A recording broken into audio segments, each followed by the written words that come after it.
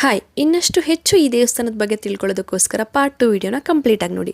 ನೀವು ಬಸ್ ಇಳಿದು auto ತೊಗೊಂಡ್ಮೇಲೆ auto ಅವ್ರನ್ನೇ ಕೇಳಿ ನಮಗೆ ರಿಫ್ರೆಶ್ ಆಗೋಕ್ಕೆ ಪೇ ಆ್ಯಂಡ್ ಯೂಸ್ ಜಾಗ ಎಲ್ಲಿರುತ್ತೆ ಅಂತ. ಅದು ಒಂದು ಲೇನ್ ಪೂರ್ತಿ ಅದೇ ಇದೆ. ಸೊ ನಿಮ್ಮನ್ನು ಅವರು ಅಲ್ಲೇ ಡ್ರಾಪ್ ಮಾಡ್ತಾರೆ.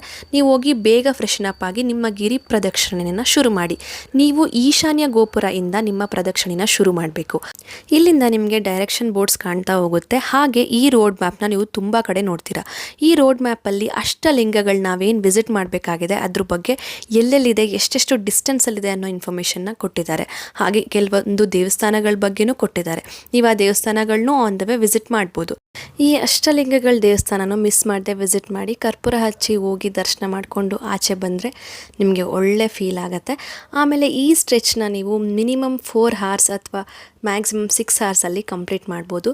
ಒಂದೇ ಪೇಸಲ್ಲಿ ನೀವು ಆರಾಮಾಗಿ ನಡ್ಕೊಂಡು ಹೋಗ್ತಾ ನೀವು ಆರಾಮಾಗಿ ಫಿನಿಷ್ ಮಾಡ್ಬೋದು. ಸ್ವಲ್ಪ ಕಾಲುರಿ ಬರುತ್ತೆ, but that's okay, it will be fine.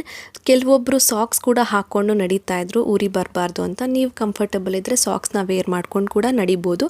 ರೋಡ್ಗಳೆಲ್ಲ ನಿಜವಾಗ್ಲೂ ಚೆನ್ನಾಗಿದೆ. ಹಾಗೆ every 500 meters to 1000 meters washroom ಹಾಗೆ ಡ್ರಿಂಕಿಂಗ್ ವಾಟರ್ ಫೆಸಿಲಿಟಿ ಕೂಡ ಇದೆ. ಹಾಗೆ ರಿಫ್ರೆಶ್ಮೆಂಟ್ಸ್ ಕೂಡ ಸಿಗುತ್ತೆ.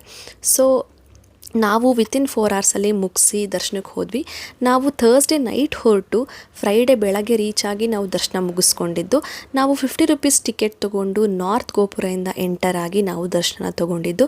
1.5 hour ನಮಗೆ ದರ್ಶನ ಚೆನ್ನಾಗಾಯಿತು. ನೀವೇನಾದರೂ ಫಸ್ಟ್ ಟೈಮ್ ಹೋಗ್ತಾ ಇದ್ದರೆ ವೀಕ್ ಡೇಸಲ್ಲೇ ಹೋಗೋಕ್ಕೆ ಟ್ರೈ ಮಾಡಿ. ಆದಷ್ಟು ಥರ್ಸ್ಡೇ ನೈಟ್ ಹೋಗಿ ಫ್ರೈಡೇ ದರ್ಶನ ಆಗೋ ಥರ ನೋಡ್ಕೊಳ್ಳಿ. ಸೊ ದಟ್ ವೀಕೆಂಡ್ ನಿಮಗೆ ರೆಸ್ಟ್ ಮಾಡ್ಬೋದು.